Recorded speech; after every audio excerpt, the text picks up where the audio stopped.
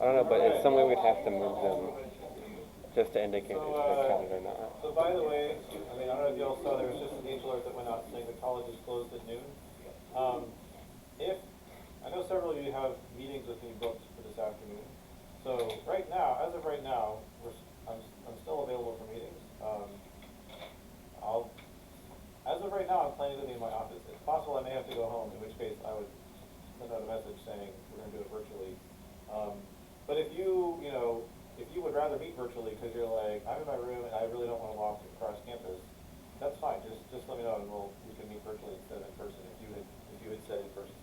So right now I'm planning to be there in my office, and I'll also have my virtual office open. So you don't even have to tell me. You can just like show up, either in person or virtually, and I'll do it. So we'll figure it out. All right, but definitely I'll still meet with you. Just because the college is closed. Do that. All right.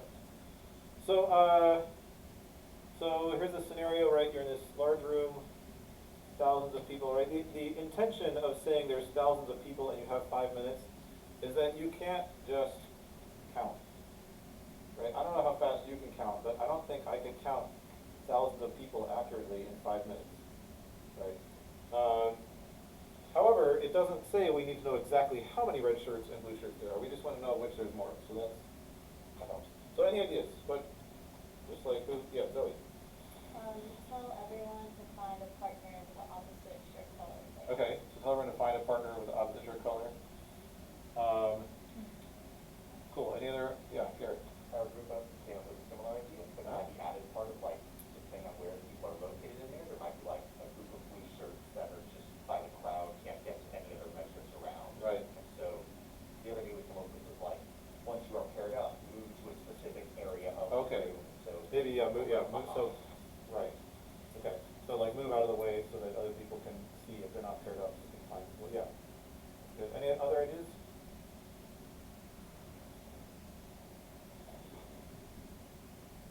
Anyone have like a totally different approach, or way to think about it? Yeah. You could have each color stand in a line, use line one. Okay, have each color stand in a line and just see which line is longer. Cool. That's a good idea. So you would have to make sure that that people are standing exactly the same distance apart or something. So actually, maybe it can work if the room you're in happens to have like a tiled floor or something, or the carpet has some kind of pattern. You could tell everyone to stand exactly, and then you can just compare and see which one is longer. Okay, cool. That's good. I've used this several times and no one's ever told me that. I like that. Any other ideas? Yeah, Kyle.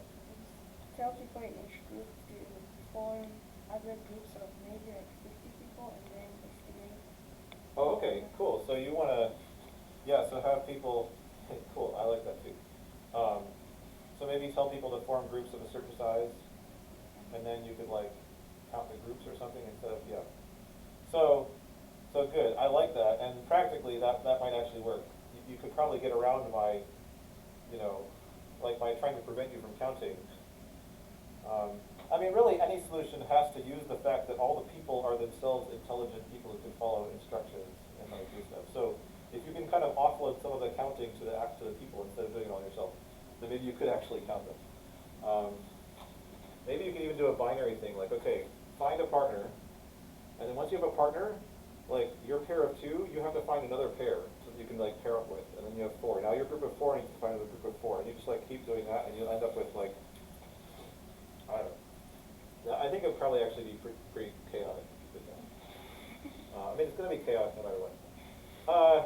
Okay, cool. But so aside from counting, right? If we want to do it without counting, I think both other solutions that people talk about, like having people get in lines and seeing which one is longer, or having people pair up, right? They're both really about kind of trying to pair people. So even putting people in line, I would say has to do with pairing them up, because like the people at each spot in line kind of are paired with each other, and then when one is longer, it means like, oh, those people don't have anyone in the opposite line that they're kind of paired with, right? And practically you make sure that people sit down or get out of the way or something so that people can all find each other, And at the end, you know, maybe you'll have like some people in blue shirts standing there, and there's no one unpaired that has a red shirt, and so now you know there's more blue shirts. Okay. So, all right, we'll come back to this in a minute and see what. I have another question for you, which seems kind of different, but it's going to end up being similar, or have some similar ideas.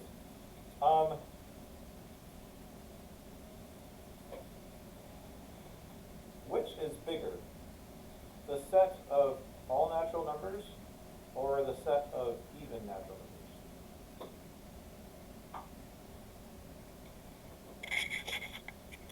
Okay. You think they're the same size? Okay. Why? They're both infinity. They're both infinity. Okay. So maybe just like anything that's infinite are the same size. All right. Any other thoughts? Garrett, do you have anything? Just dramatically.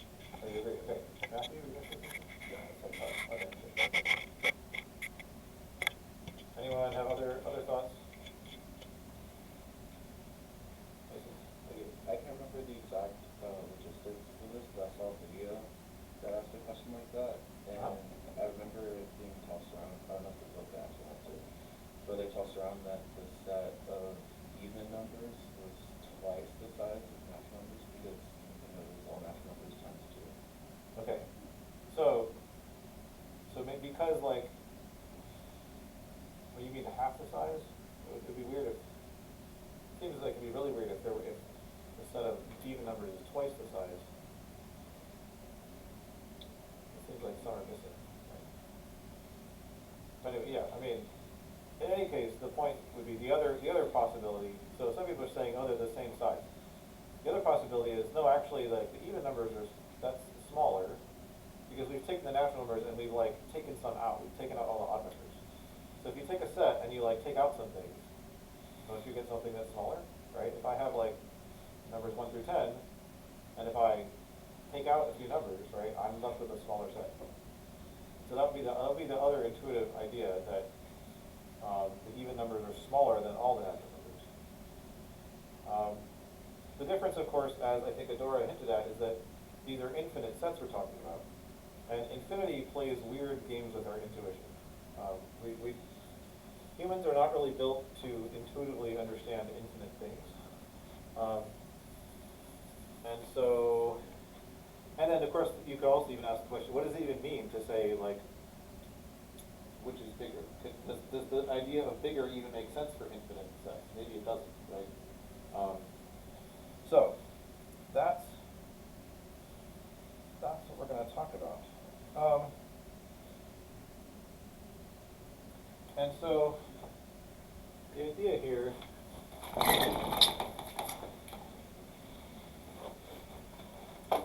if we want to talk about how big infinite sets are, we can't talk about counting, right? Counting doesn't help because we can't count something that's infinite, right? So the point I was trying to illustrate by that example with people with red and blue shirts is that the idea of matching things up is actually more fundamental than the idea of counting. In fact, I mean, I'm not like an anthropologist or something, but I think, you know, there seems to be some evidence that this is kind of how counting developed, that like, even maybe before people had words for numbers, which is a pretty abstract concept to like have a word for just the concept of a number of something. They just said, well, you know, how many sheep do I have? Well, it's the same as this pile of rocks.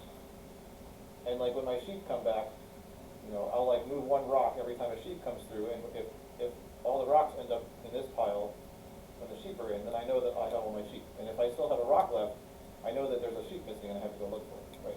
That might be the kind of thing we could do, where you don't have a word for that number, but you know that this pile of rocks matches up with your sheep, 1 to 1. Maybe sheep is not a good example. I think that in the period of history that I'm talking about, people didn't like keep flocks of sheep. Anyway, whatever. You can also like people, you know, make notches in a stick, and you don't necessarily have a symbol or a word for that number, but you can like you can see that each notch on this stick matches up with something that you're trying to count, and that's how you count. Let's see,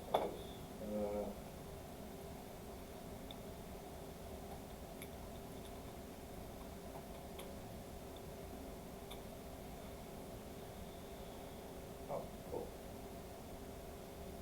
One. So.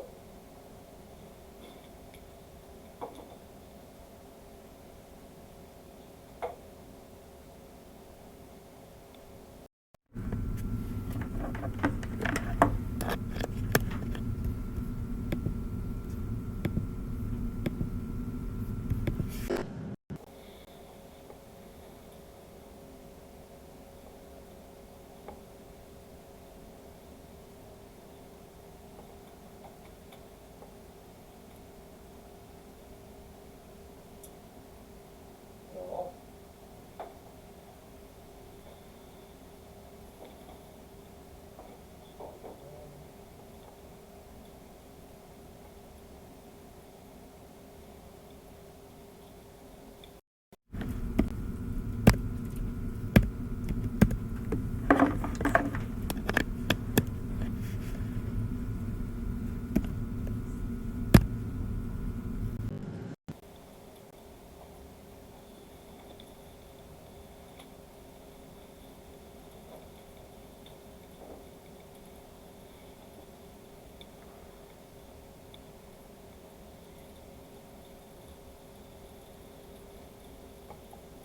okay.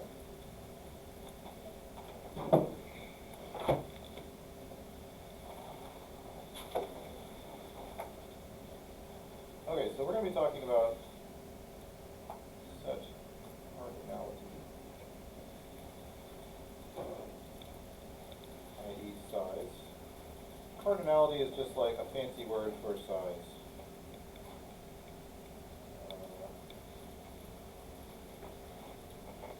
But explicitly, we're going to include the idea of talking about the size of infinite sets, which we haven't really done before. Right? We defined like this notation, so we defined S as the size of S, right? But only for finite sets.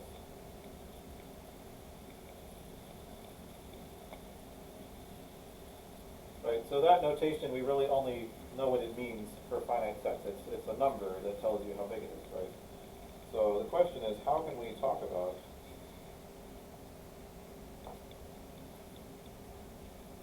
the size of infinite sets? Right, or does that even make sense? Can we talk about the size of infinite sets? Like this question I asked about which is bigger, the natural numbers or the even numbers. Like, does that question have a sensible answer, or does it not even make sense as a question? And so this is a fundamental idea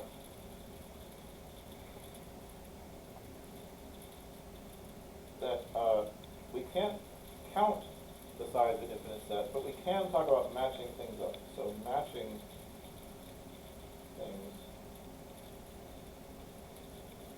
is more fundamental than counting.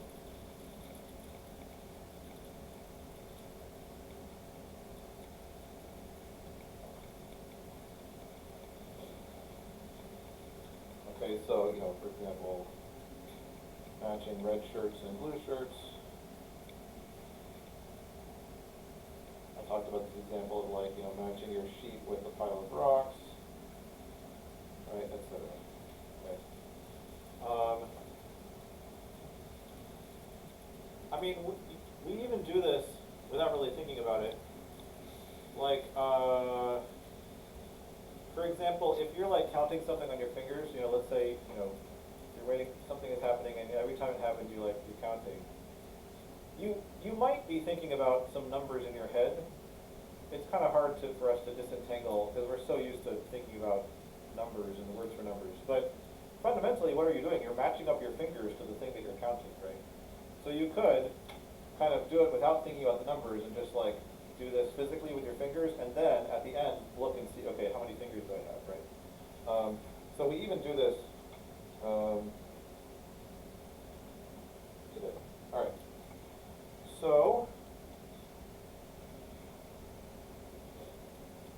here's how I'm going to define what it means for two sets to have the same size. So let A and B be sets. Well, what does it mean if I can like match up the things in the sets with each other? A way that we have to talk about that is that there is a bijection between them. There's a function, an invertible function, right, that has to match up, you know, everything over here gets matched up to exactly one thing over here and vice versa. Right, that's what an invertible function gives us. So it looks like this, right, here's my set A, here's my set B, right, and if things get matched up exactly,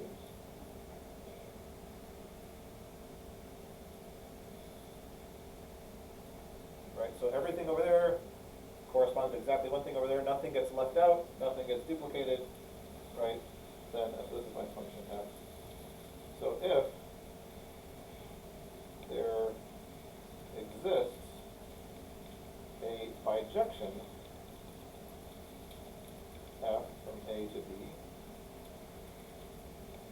then, okay, we're going to say that A and B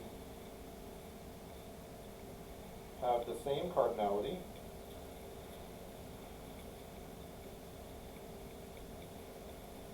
and we write size of A equals, so cardinality of A equals cardinality of B. So notice, right, this definition works perfectly well for any sets, including infinite ones. We can have functions between infinite sets, that's fine. We've done a bunch of examples of those, right? Like a function from natural numbers to whatever. Such functions could certainly be bijections. So this gives us a reasonable way to talk about, you know, when do two sets have the same size, even if they're infinite.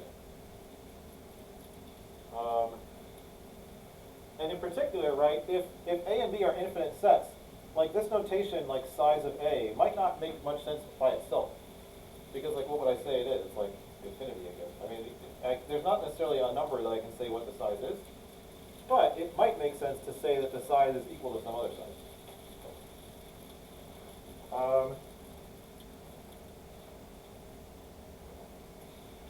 And I guess I'll just add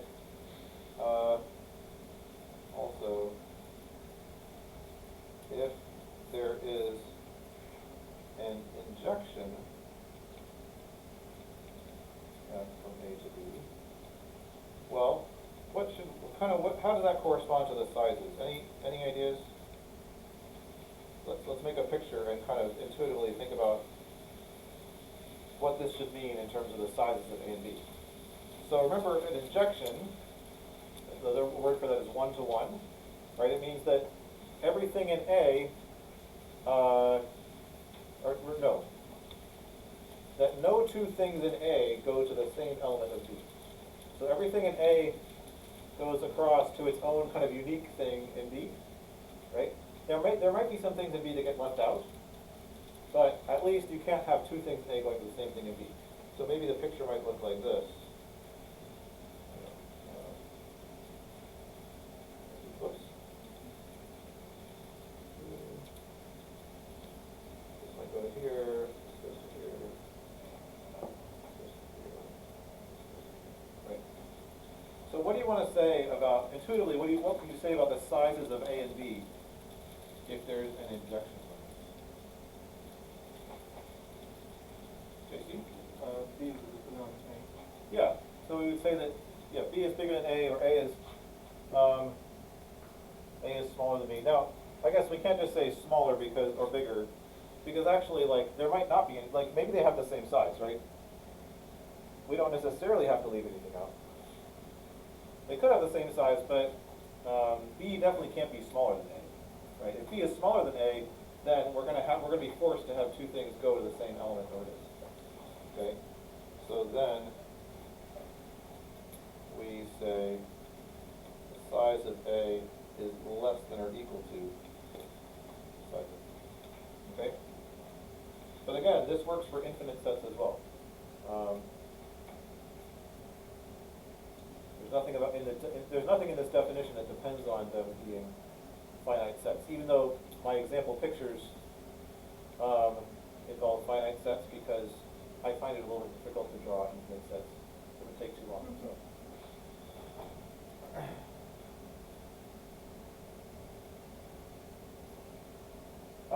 Okay. Well, let's do an example.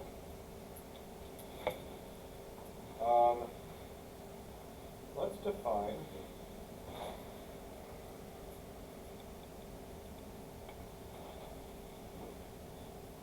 let's do this. Let 2n okay.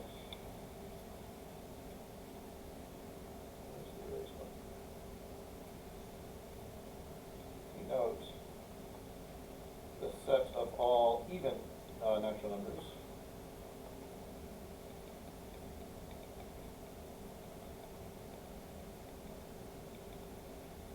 Right, that is 2n is the set of, 2, how do we say that? 2 little n such that n is a natural number.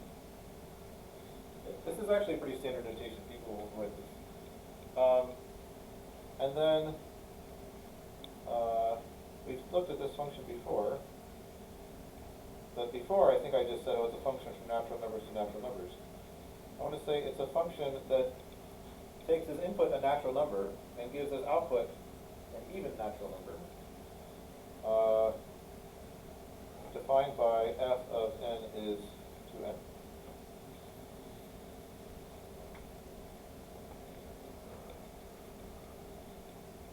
So it looks kind of like this.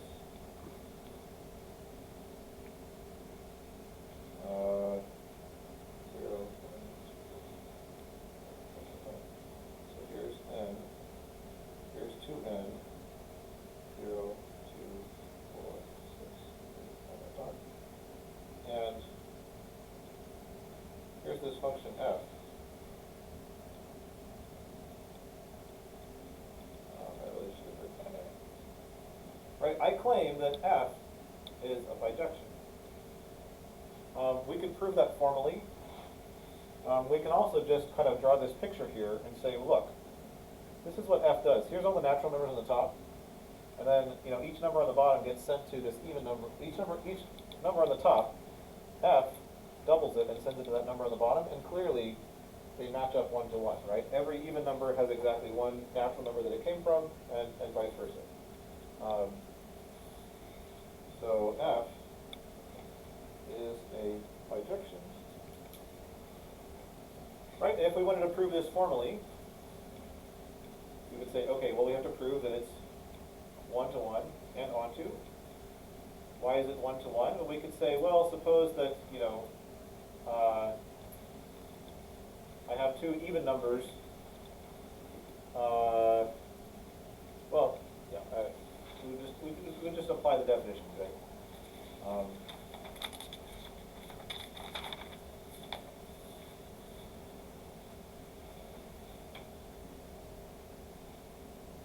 But the point is, therefore, by definition, the size of the natural numbers equals the size of the even natural numbers. And this is a little weird, right? Because, like, the even natural numbers are definitely a subset of the natural numbers, like a strict subset, right? We get the even numbers by taking out a bunch of things. In fact, infinitely many things out of the natural numbers, but they still have the same size, right? This is what I said about infinity does weird things with our intuition. When you have an infinite set, you can take a bunch of things out of it and end up with a set that's still the same size as what you started with. Adora, did you have your hand up, or? Okay, so for some reason I thought you didn't, sorry. Was it someone else that had their hand up? No. Cool. Does anyone want to have their hand up? Yeah, here. I'm probably jumping ahead, but I feel like I don't know the reason I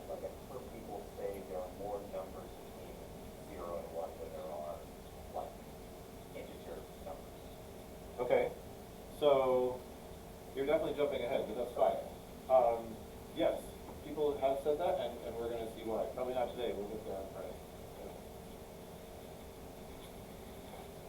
So, I've said this before. I'm going to say it again. This is how we've defined things, and this is the way that people often define this. It turns out there are actually other ways you could define sizes, like how big infinite sets are, that give you kind of other things. So it's not like, again, it's not like this is the correct way to say, whether things have the same size or not. This is one way to define it that works out nicely in many ways.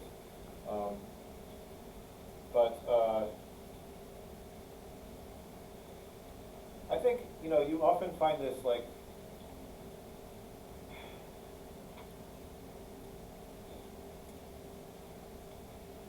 right? People, like, the math that they learned in elementary school and junior high and high school or whatever, gave them the impression that, like, there's a correct way to do things and there's an incorrect way to do things. And then they end up having stupid arguments on the internet about, like, the result of some expression that it's ambiguous with parentheses or something, right? And they're like, no, this is wrong, like, you're wrong. Like, that's not actually, yes, I can see how people would get that impression from the way math is taught in high school, but that's not really how math works, right? We're trying to come up with some useful abstractions that help us explain the world, and there's not necessarily like a right way to do it and a wrong way to do it. So please don't go have an argument with people on the internet about like whether these are the same size or not, because yes, this is one way you can define it. It turns out there actually are other definitions you can give where the intuitive idea that no, the even numbers ought to be smaller than all the numbers because it's a subset. You can actually define things in such a way that that's true. And some things are very interesting and work out in nice ways with that, and some things get really weird. But that's just, you can do it that way. Okay. All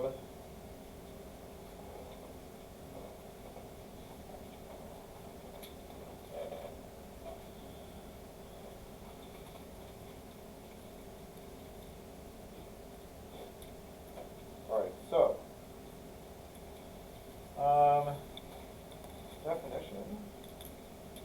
And so notice, right, what we just showed is that the even numbers, we can kind of match them up with the natural numbers. And so the natural numbers are going to be kind of special for us.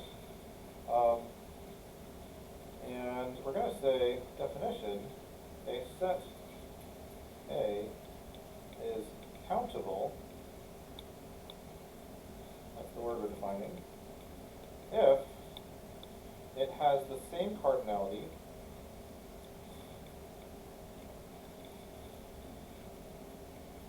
as some subset of the natural numbers. And notice that, right, the natural numbers is a subset of itself. So, like, some subset of n could be n itself, or it could be some smaller subset. I'll just say, note that n is a subset of itself.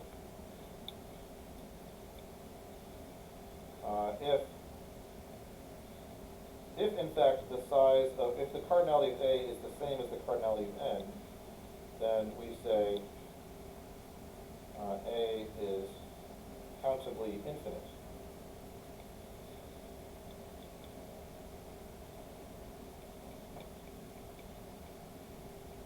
And so, spoiler alert, the fact that we're giving this a name seems to imply that there's things that are infinite but not countably infinite. Otherwise, why would I give it a special name? So we're going to have to wait a little bit to see what kind of things that might be.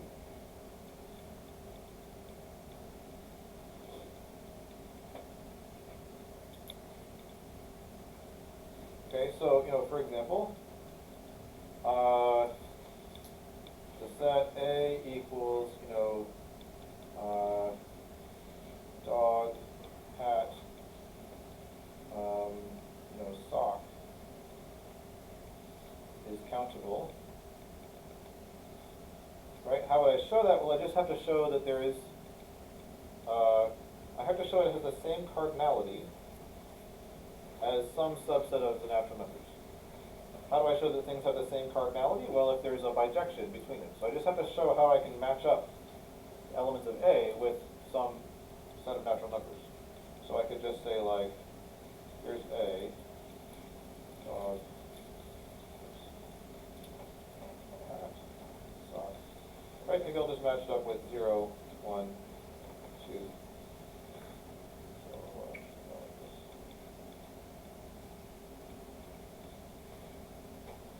And right, I can just match them up like this. Right, and this is a subset of the natural numbers. Just a set containing 0, 1, 2. I mean, I could use 2, 5, 8. That's a subset of natural numbers. I could use, 59, 100,000, 4. We usually use sets that start at 0 and just go up to, some kind.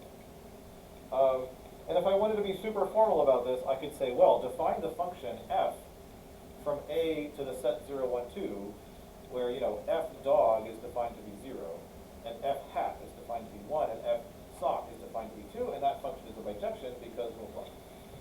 I don't have to say all that. I can just draw this picture, and it's like, okay, clearly we can match these up. If we wanted to spell out what function that is, we could do it. But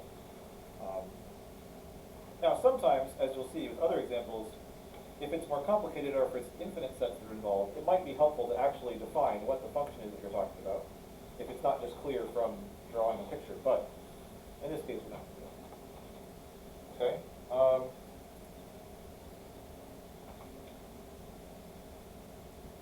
Any questions at this point before I go to the next page?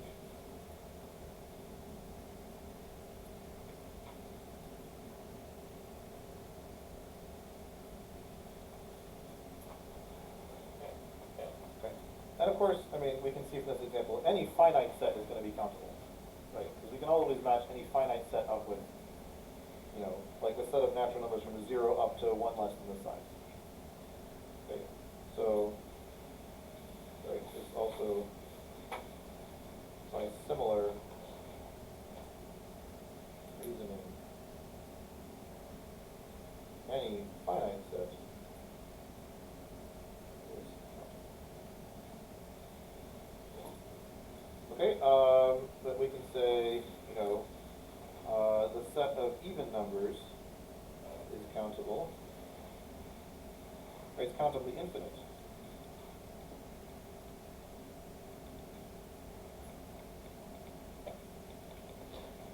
Right, by our previous argument. Like we already showed why.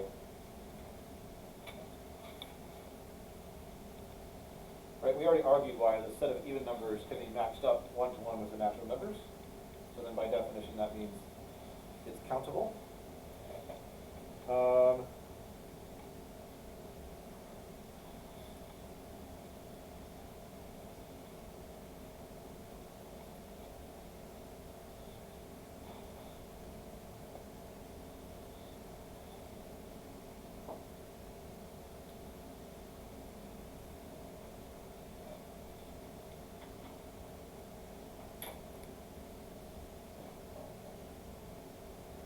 Weird.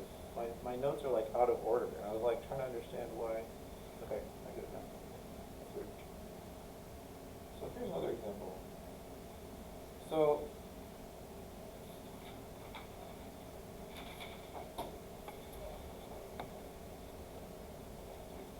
a set of integers.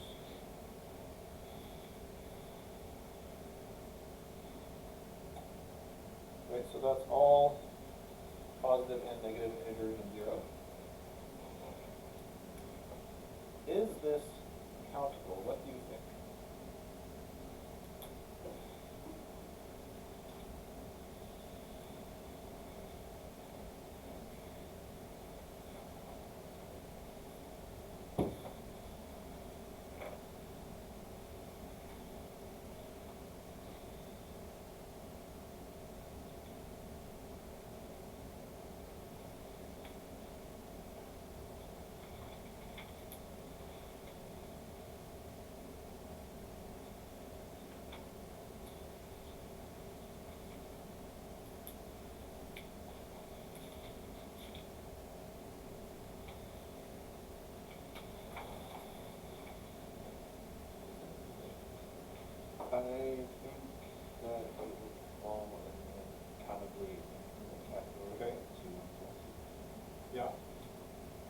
think it's gonna be countably infinite, just like using natural numbers? Yes. Is that just like an intuition, or do you have some argument why you think that's true? So the definition of countable is that it has to have the same cardinality as some subset of n. Right. And so I guess I just see it as and if n is a subset, it's also countably infinite. So this also countably infinite because it's also Okay. I mean, I don't think we can just say something is countably infinite just because it's infinite. Because we would have to show, that it can be matched up with n, or that there's, right? And like I hinted earlier, it turns out there are infinite things that are not countably infinite. So that would be that. But I think your intuition is in the right track. Garrett? My thought was we could line up the natural numbers along with it and essentially go back and forth on either side of positive and negatives, like all of the odd numbers get matched up with a positive number and all the even numbers get matched up with a negative number. Okay. We start with 0 to 0, 1 to 1, 2 to negative 1, 3 to 2, 4 to negative 2, Okay. and back and forth, and that would fill out every single side of both of them. Okay, that's an interesting idea. Adora, That's exactly what you're gonna say that same thing? Okay. Sarah, you have? And I'm just gonna say that, I think C is countable, but not countably infinite. You think it's countable but not countably infinite? Why? Well, it says it needs to be some set of all natural numbers, Huh? and the entirety of Z is not a subset of natural numbers, because it's negative. Okay. So it just needs to be able to be matched up with a subset of the natural numbers. It doesn't need to itself be a subset of the natural numbers. So, I mean, this set is definitely infinite, right?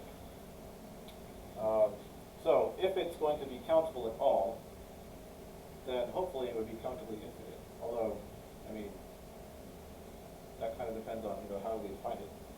So, all right. So let's, the idea that Garrett and Adora were saying. So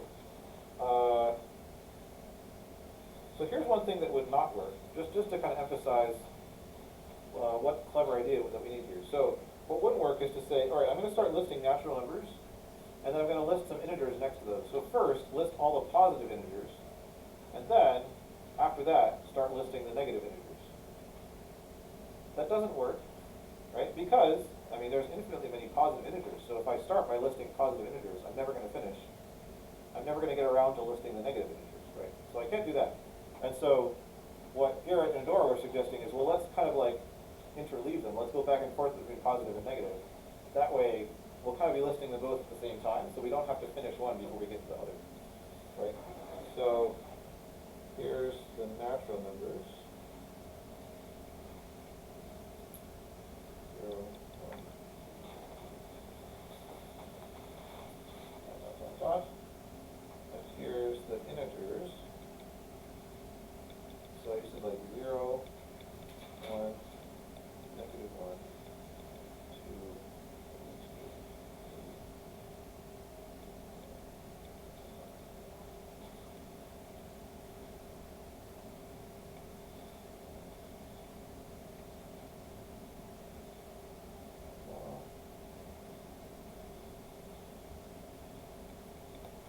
So yeah, this works. Again, if we wanted to, we could write down an explicit formula for the function that we're implicitly defining a function here, right? That sends each natural number to an integer. We're arguing that that function is a bijection. We don't have to do that. I think in this case, drawing this picture and seeing the pattern is enough, right? But we have to convince ourselves of two things, right? Number one, you can never have two different natural numbers that end up with the same integer over here, right? So it has to be injective. That's clearly the case, right? We're never repeating the same number on the bottom here, so that's fine. Also, we have to convince ourselves that every integer shows up somewhere down here eventually, right? The function has to be onto or surjective, so we have to hit everything. But again, we can convince ourselves of that, right? If I'm looking for the integer 57, well, if I just wait long enough, right? It's gonna do positive and negative 1, then positive and negative 2, positive and negative 3, so eventually it's gonna get to positive and negative 57, and my number 57 is gonna show up. Right, so any number I want, if I'm willing to wait long enough, will eventually show up. So here's our function f. So is f injective? So check no number shows up twice on the bottom. Is f surjective? Check every integer appears eventually.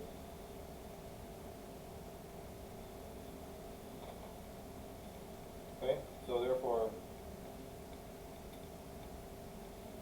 we've just shown that the cardinality of the integers is the same as the cardinality of the natural numbers. Right, that is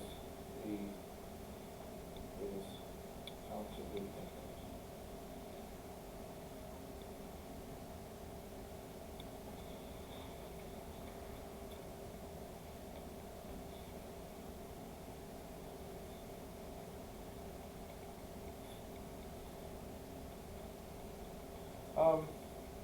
So here's, now that we've seen some examples in the last few minutes, I just want to say, I want to connect this up to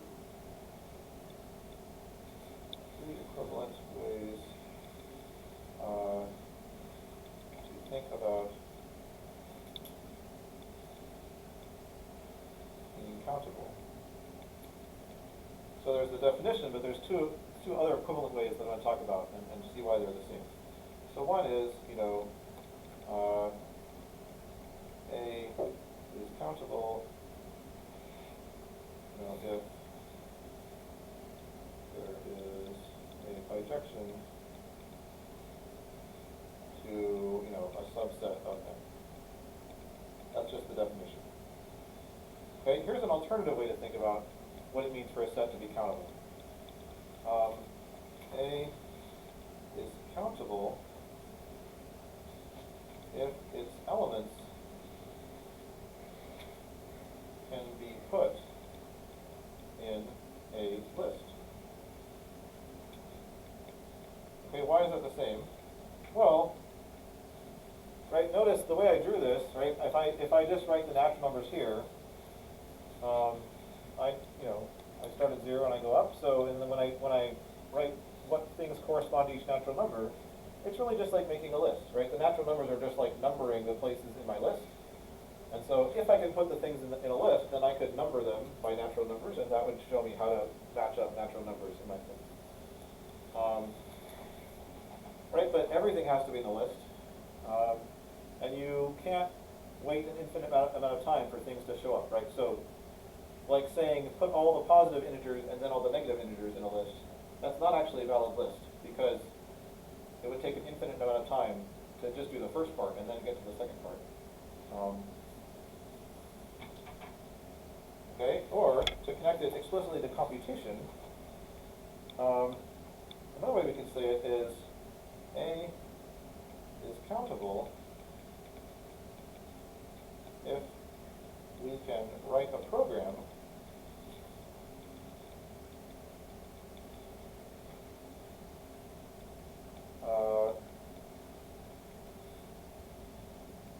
that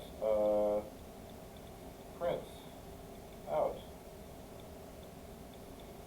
elements of A one after another, and every element of A gets printed eventually.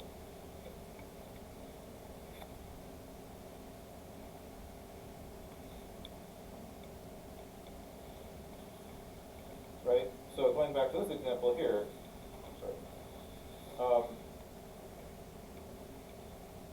with this example here, right, I could also think of this as writing a computer program that would start printing out 0, 1, -1, 2, -2, 3, and right, any integer that I want. If I decide that I want -4032, if I'm willing to wait long enough, eventually that program will print out that number, right? After some finite amount of time. I might be very old, whatever, but I might be dead. The universe might, whatever. I mean, like after some finite amount of time, it'll eventually print that thing. That's another way to think about what it means to be countable. And so that would imply that if there's sets that are not countable, then it means that there's no way to write a program that will print all the elements of that set. We'll see examples of that here. So that set, the evolved numbers, it wouldn't be in order the way that you set it up, the way you described that program there. Is that an issue at all? What was the question? The way you described like the program that would list off all the numbers in C. Yeah. It wouldn't be in order at all. So is that like an issue? It wouldn't, no, it's not an issue. I mean, it would be in an order. The point is we have to come up with an order such that, you know, everything eventually gets printed out. But you're right, it doesn't correspond to the usual way we think of the order of the integers. And in fact, you can't list the integers, because if you list them in, like, you think of them in the way we think of them as being greater than, less than on a number line, because it goes off to infinity in both directions, you can't actually list them in that order, right? Because where would you start? There has to be a first name. So no, that's not an issue, but it does, there's definitely something different about the integers and the natural numbers, right? Which has to do with like how we think of them as being sitting on a number line. But at least their size is not different. They have the same size. Other questions?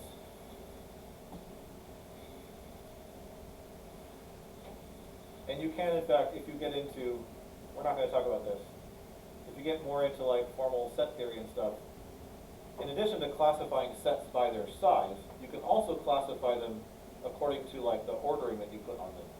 And that gives you a much finer notion of like how big sets are, or what things they can look like. And in that under that classification, these would be different.